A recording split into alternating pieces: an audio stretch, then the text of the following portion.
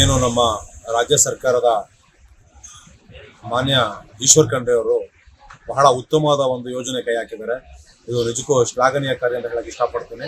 ಯಾಕಂದ್ರೆ ಇವತ್ತು ಬೆಂಗಳೂರು ಅಲ್ಲದೆ ಇಡೀ ನಮ್ಮ ಭಾರತ ದೇಶದಲ್ಲಿ ಏನು ಇವತ್ತು ಬಹಳ ಸಮಸ್ಯೆಗಳಾಗಿರ್ತಕ್ಕಂಥ ಒಂದು ವಿಚಾರ ಅಂದ್ರೆ ಅದು ಪ್ಲಾಸ್ಟಿಕ್.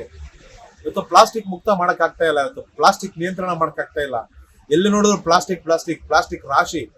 ಇಂಥ ಪ್ಲಾಸ್ಟಿಕ್ ಅನ್ನ ನಾವು ಹೇಗೆ ತಡೆಗಟ್ಟಬಹುದು ಅಂತೇಳಿ ನಾವು ಬಹಳಷ್ಟು ಯೋಚನೆ ಒಳಗ ಇವತ್ತು ಒಂದು ನೂತನವಾದ ಒಂದು ಯೋಜನೆಗೆ ಮಾನ್ಯ ಸಚಿವರು ಆದಂತ ಈಶ್ವರ್ ಖಂಡ್ರೆ ಅವರು ಕೈ ಹಾಕಿದ್ದಾರೆ.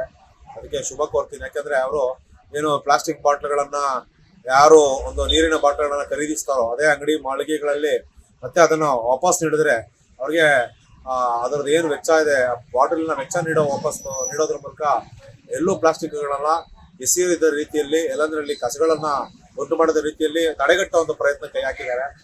ಇದು ಸ್ವಾಗತಾರ್ಹ. ಇದಕ್ಕೆ ಅಭಿನಂದಿಸ್ತೀವಿ ಸಚಿವರಿಗೆ. ಮತ್ತೆ ಇದು ಆದಷ್ಟು ಬೇಗ ಅನುಷ್ಠಾನವಾಗಲಿ. ಮತ್ತೆ ಇದು ಎಷ್ಟು ಮಟ್ಟಿಗೆ ಯಶಸ್ವಿ ಆಗುತ್ತೆ ಅಂತ ಗೊತ್ತಿಲ್ಲ, ಬಟ್ ಬಹುಶಃ ಇದು ಸೀರಿಯಸ್ ಆಗಿ ಮಾಡಿದೆ ಆದ್ರೆ ಪ್ಲಾಸ್ಟಿಕ್ಗಳನ್ನ ಎಲ್ಲಂದ್ರಲ್ಲಿ ಎಸೆಯೋ ಬಾಟ್ಲ್ಗಳನ್ನ ಎಲ್ಲಂದ್ರಲ್ಲಿ ಎಸಿತಾರಲ್ಲ ಅವು ಒಂಚೂರು ನಿಯಂತ್ರಣವಾಗುತ್ತೆ. ಮತ್ತೆ ಒಂದಷ್ಟು ಪ್ರಾಣಿಗಳು ಹೊಟ್ಟೆ ಸೇರೋದು ಕಡಿಮೆ ಆಗುತ್ತೆ. ಭೂಮಿಯ ಒಡಲಿಗೆ ಸೇರಿ ವಿಷವಾಗೋದು ಕಡಿಮೆ ಆಗುತ್ತೆ. ಕೆರೆಗಳಿಗೆ ಅಲ್ಲಿ ಎಲ್ಲೆಲ್ಲಿ ಕಾಣ್ತಾ ಇದೀವಿ ಆ ಪ್ಲಾಸ್ಟಿಕ್ಗಳೆಲ್ಲ ಕಡಿಮೆ ಆಗಿ ಪ್ಲಾಸ್ಟಿಕ್ ಮುಕ್ತ ಆಗಕ್ಕೆ ಒಂಚೂರು ಪ್ರಯತ್ನ ಮಾಡಿದ್ದು ಒಳ್ಳೇದಾಗ್ಬೋದು ಅಂತ ಬಹುಶಃ ಅನ್ಕೋತೀನಿ.